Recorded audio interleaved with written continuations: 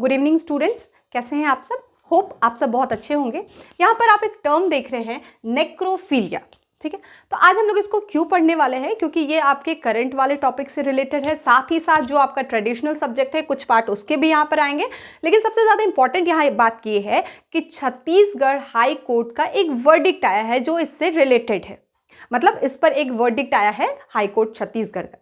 तो यहाँ पर छत्तीसगढ़ हाई कोर्ट ने क्या डिसीजन दिया, क्योंकि कोर्ट का डिसीजन, कोर्ट का वर्डिक्ट आपके एग्जाम के लिए काफ़ी इंपॉर्टेंट हो जाता है। एज अ फैक्ट भी आप वहाँ पर देख सकते हैं और एज अ कॉन्सेप्ट भी आपको वहाँ पर पूरी तरह से समझना होगा। तो हम लोग पहले इसको समझेंगे कि नेक्रोफिलिया शब्द क्या होता है और यहाँ पर छत्तीसगढ़ हाई कोर्ट का डिसीजन क्या आया और पूरा मामला क्या है, इससे जुड़ा हुआ पूरा मामला क्या है। तो थोड़ा सा हम लोग उसके बैकग्राउंड को समझ लेते हैं, फिर हम लोग यहाँ पर आएंगे कि आखिर नेक्रोफिलिया शब्द क्या है। ठीक है, समझिएगा। ये मामला है 2018 का। ठीक है, एक 9 साल की बच्ची होती है, छोटी सी। उस बच्ची को किडनैप किया जाता है। उसको किडनैप करने के बाद उसके साथ रेप किया जाता है, उसके साथ दुष्कर्म किया जाता है और फिर उस बच्ची की हत्या कर दी जाती है। ठीक है, तो यहाँ पर एक 9 साल की बच्ची है, उसको क्या किया गया, अपहरण किया गया, उसको किडनैप किया गया, फिर उसके साथ दुष्कर्म किया गया यानी रेप किया गया, फिर उसकी हत्या कर दी गई। ठीक है, तो अगर किसी के साथ ऐसा काम होता है तो जो आरोपी होता है, जिसने उस घटना को अंजाम दिया है, तो उस पर क्या आरोप लगेंगे कि उसने उस बच्ची के साथ रेप किया, यानी कि रेप के आधार पर उस पर फिर सुनवाई की जाएगी या उसको सज़ा दी जाएगी, या उसने फिर हत्या किया तो फिर हत्या का भी आरोप उस पर लगेगा, उस पर भी सुनवाई की जाएगी वहाँ पर। ठीक है, लेकिन यहाँ मामला थोड़ा और आगे है जो नेक्रोफिलिया से रिलेटेड। यहाँ क्या होता है कि मैंने बताया कि बच्ची 2018 का मामला है, अक्टूबर 2018, शायद 18 अक्टूबर की बात है, डेट में मत फंसिएगा, मैं बस कहानी के लिए आपको ही बता रही हूँ। ठीक है, फिर शायद 22 अक्टूबर को यहाँ पर फिर 2018 में ही जो आरोपी होते हैं जिन्होंने अपराध किया था उनको पुलिस गिरफ्तार कर लेती है। ठीक है, पुलिस गिरफ्तार करती है और वहाँ पर वो अपने आरोप को एक्सेप्ट करते हैं और उन्होंने अपनी बातों को बताया कि हमने ऐसा ऐसा किया। अब क्या हुआ था ये समझिए। थोड़ा सा हम फिर पीछे जाते हैं हम लोग। बच्ची को किडनैप किया, उसके साथ दुष्कर्म, उसके साथ रेप किया गया, उसकी हत्या की गई। मामला यहीं तक नहीं रुकता है। अब जब वो बच्ची की हत्या कर दी गई, मतलब अब वो डेड बॉडी हो गया, वो बच्चा, वो जो बॉडी था वो क्या हो गया, वो तो डेड हो गया। लेकिन उस शव के साथ, मतलब उस डेड बॉडी के साथ फिर से दुष्कर्म किया गया, मतलब उसके साथ फिर से रेप किया गया। बच्ची जिसके साथ ऑलरेडी रेप हो चुका है जब वो जिंदा थी, फिर उसको रेप करके मार दिया गया और मारने के बाद जब वो डेड बॉडी बच गया तो उस डेड बॉडी के साथ यहाँ पर रेप किया गया और इसी को हम लोग कहते हैं नेक्रोफिलिया। नेक्रोफिलिया मतलब शव के साथ, डेड बॉडी के साथ दुष्कर्म यानी कि रेप करना। तो ये बड़ा आप कह सकते हैं कि विचित्र मानसिकता के लोग होंगे जो, मतलब आप सोचिए कि शव के साथ दुष्कर्म, एक तो दुष्कर्म रेप जो है वो अपने आप में ही एक गलत मानसिकता को दिखाता, लेकिन शव के साथ रेप कोई कर रहा तो आप उसकी मानसिकता, आप उसकी मेंटालिटी को सोच सकते हैं। तो यहाँ पर ये मामला है। तो मैं अब थोड़ा सा आपको नेक्रोफिलिया को अच्छे से एक्सप्लेन कर देती हूँ। यहाँ तक आपको क्लियर हो गया होगा कि नेक्रोफिलिया क्या है। तो नेक्रोफिलिया जो शब्द है ये एक ग्रीक वर्ड है, एक ग्रीक शब्द है जिसमें, इसको 2 पार्ट कर लेते हैं हम लोग, नेक्रो और फिलिया। 2 शब्द है यहाँ पर, नेक्रो और फिलिया। नेक्रो का मतलब होता है शव, जिसको हम लोग कहते हैं डेड बॉडी। नेक्रो का मतलब हो गया शव यानी कि डेड बॉडी, एंड फिलिया का मतलब हो गया अट्रैक्शन। अट्रैक्शन, ठीक है, अट्रैक्शन कहना सही होगा क्योंकि प्यार शब्द यहाँ हम लोग यूज़ नहीं कर सकते। प्यार शब्द अपने आप में वो पॉजिटिविटी को दिखाता है। ठीक है, और यहाँ पर तो फिलिया का मतलब हो गया, फिलिया का ऐसे मतलब यहाँ पर हम लोग नहीं निकाल सकते, लेकिन फिलिया का मतलब होता है प्यार या अट्रैक्शन। ठीक है, अब समझिएगा। तो अब आप इसको रिलेट कर पा रहे हो, मतलब शव के साथ, डेड बॉडी के साथ, मतलब बहुत लोग ऐसे, कुछ लोग होते हैं जिनको डेड बॉडी को देखकर वो आकर्षित होते हैं, वो उसके तरफ अट्रैक्ट होते हैं। That is called necrophilia. Clear है? तो आप सोच रहे हैं कि उनकी मानसिक स्थिति क्या होगी। ठीक है, तो यही मामला है ये जो हमने अभी इस पर डिस्कस किया, और इसी मामले में छत्तीसगढ़ हाई कोर्ट का कुछ निर्णय आया है। ठीक है, क्या आया था, हम लोग उस पर भी जाएंगे। तो थोड़ा सा हम लोग और इसके आगे की कहानी को समझेंगे। तो ये मामला समझ गया, बच्ची के साथ दुष्कर्म, उसकी हत्या एंड फिर दुष्कर्म, that is called necrophilia. Necrophilia means कि नेक्रो मीन्स शव, dead body, and philia means होता है अट्रैक्शन, मतलब डेड बॉडी की तरफ अट्रैक्शन, उसकी तरफ झुकाव। ठीक है, तो यहाँ पर ये मामला है। अब यहाँ पर दो नाम आते हैं, दो आरोपी जो है, मैं उस दो आरोपी का नाम लिख रही हूँ, वो आपके एग्जाम के लिए इंपॉर्टेंट नहीं है, मैं इसलिए बता रही हूँ ताकि आगे आप उस चीज़ को रिलेट कर पाओ कहानी से। ठीक है, एक नाम है नितिन यादव, नितिन यादव, और एक है आपका नीलकंठ, नीलकंठ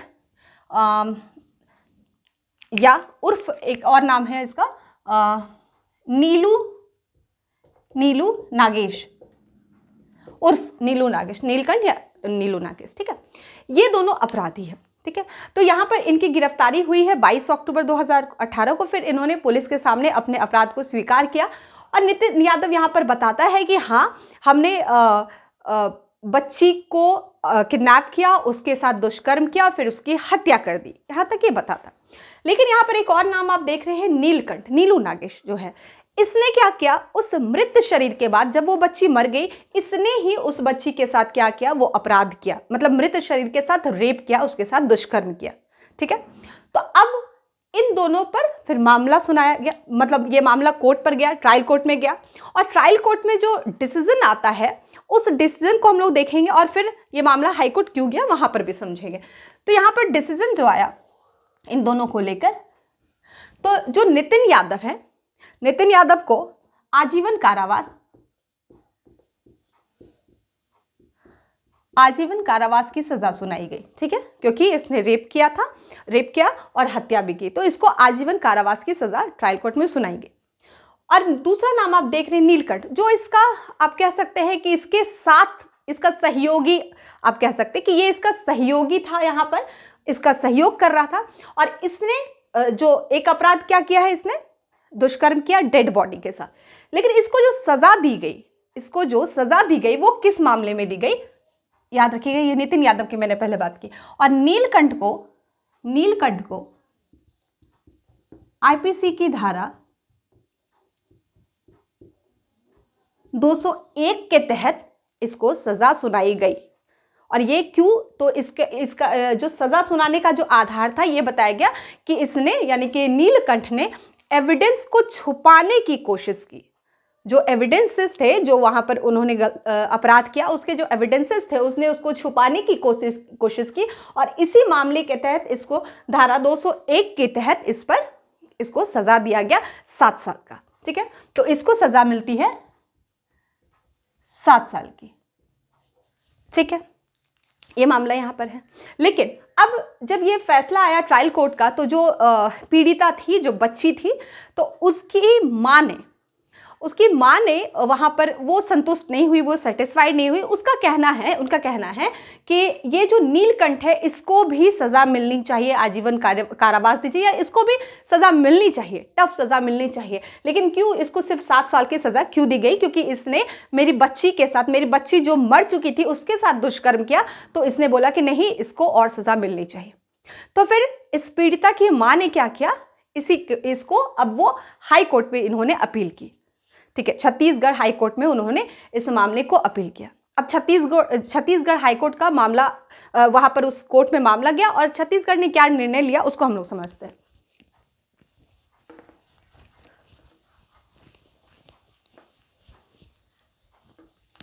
अब देखिए, ये मामला अब चला जाता है छत्तीसगढ़ हाई कोर्ट में, छत्तीसगढ़ हाई कोर्ट में। ठीक है, अब यहाँ पर मामला आता है।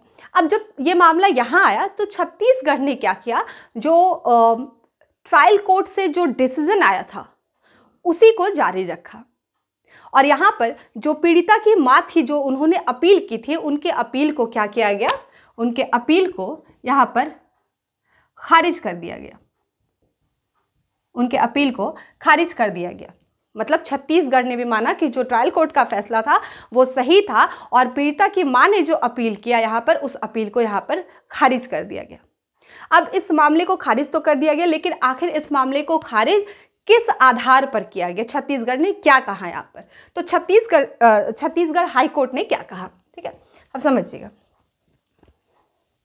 छत्तीसगढ़ हाई कोर्ट कहता है, छत्तीसगढ़ हाई कोर्ट कहता है कि सेक्सुअल इंटरकोर्स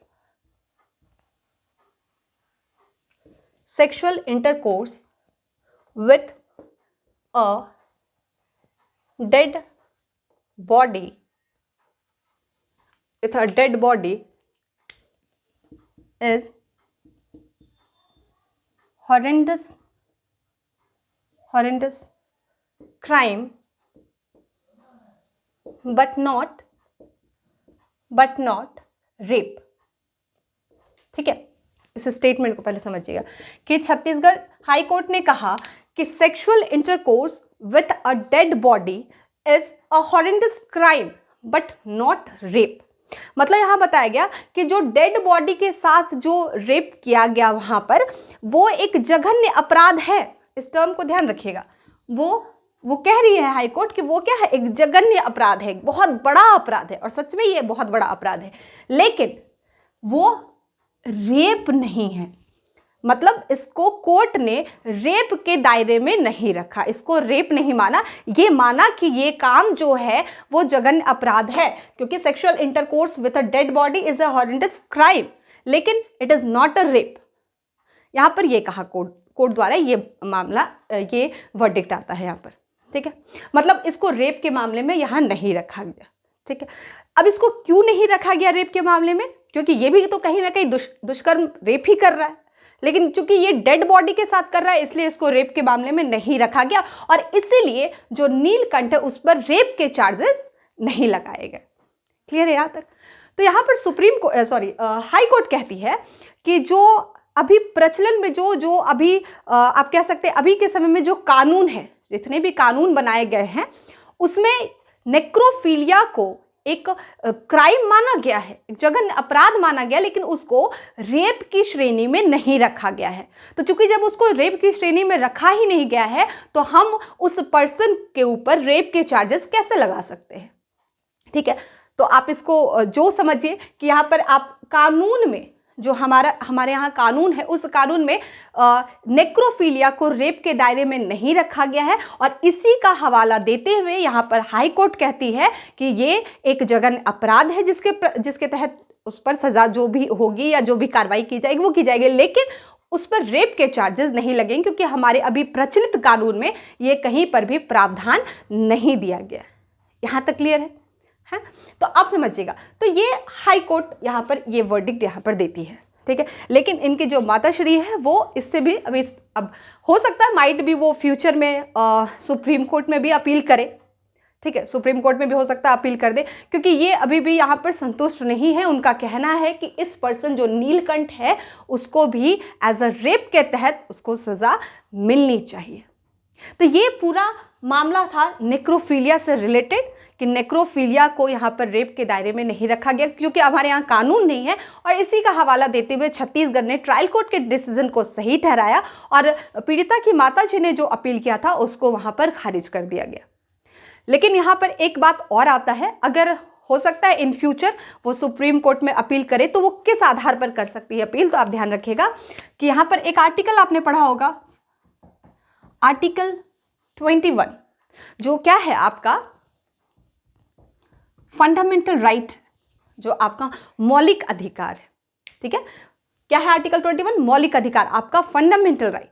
तो यहाँ पर आर्टिकल 21 क्या कहता है? तो आर्टिकल 21 में यहाँ तो राइट टू लाइफ और लिबर्टी का भी यहाँ पर प्रावधान दिया गया है, ठीक है। अब इसको समझिएगा, मैं आपको इन शॉर्ट समझाती हूँ, क्योंकि आप फंडामेंटल राइट फिर पढ़ेंगे, सर आपको पढ़ाएंगे, तो यहाँ पर देखिएगा, शायद पढ़ाया भी होगा सर ने। तो आर्टिकल 21 में बताया गया कि आपको जीवन जीने का अधिकार है, लेकिन जीवन सिर्फ ये नहीं कि जीवन जीने का अधिकार बस कैसे भी जिए जा रहे, नहीं, गरिमामय तरीके से विथ डिग्निटी आपके पास वो राइट है कि आप डिग्निटी के साथ अपने जीवन को जिए। लेकिन उसके बाद भी जब आपका जीवन समाप्त हो जाता है, जब लोगों की मृत्यु हो जाती है, तो उसके बाद भी आपके अंदर वो जो गरिमा का जो एक राइट दिया गया है वो उस समय तक भी लागू होगा, क्योंकि ऐसा नहीं है कि अब कोई मर गया तो उसको कैसे भी फेंक दो या उसको कुछ भी कर दो। नहीं, उसको भी गरिमामय तरीके से अगर जलाया जाता तो आप जलाइए, अगर उसको दफनाया जाता तो दफनाइए, जो भी प्रक्रिया, जिस धर्म में जो भी प्रक्रिया है आप उसको अपनाइए। तो उसको सम्मान पूर्वक, मतलब अगर कोई मर गया है तो भी मरने के बाद उसको सम्मान पूर्वक उसको मृत्यु, आप कह सकते हैं कि उसको सम्मान पूर्वक उसको दफनाया जाए, जलाया जाए, जो भी करते वो आप करिए। तो ये सम्मान के अधिकारी मरने के बाद भी है। तो यहां पर इस आर्टिकल का हवाला देकर, इसका सहारा लेकर, हो सकता है इन फ्यूचर ये आगे जाकर सुप्रीम कोर्ट में भी अपील कर सकती है, क्योंकि इसके आधार पर इस पर फिर कह सकते हैं कि इसने क्या किया, उस बच्ची के शव के फंडामेंटल राइट का क्या किया, वॉयलेशन किया, उसका अतिक्रमण किया, उसका उल्लंघन किया। तो इस आधार पर भी वहां पर उस पर चार्जेस लगाए जा सकते हैं। तो ये था पूरा नेक्रोफीलिया का मामला, और छत्तीसगढ़ हाई कोर्ट का जो डिसीजन था वो हमने यहाँ पर बताया। और छत्तीसगढ़ ने मतलब किस चीज़ को हवाला देकर यहाँ पर इसको बताया, तो वो भी ध्यान रखिएगा कि ऐसा कोई भी कानून अभी हमारे यहाँ नहीं है जो नेक्रोफीलिया को रेप के दायरे में रखता है। चलिए आज के लिए इतना ही, फिर हम लोग नेक्स्ट क्लास में मिलेंगे कुछ नए टॉपिक के साथ। तब तक के लिए thank you, have a nice day.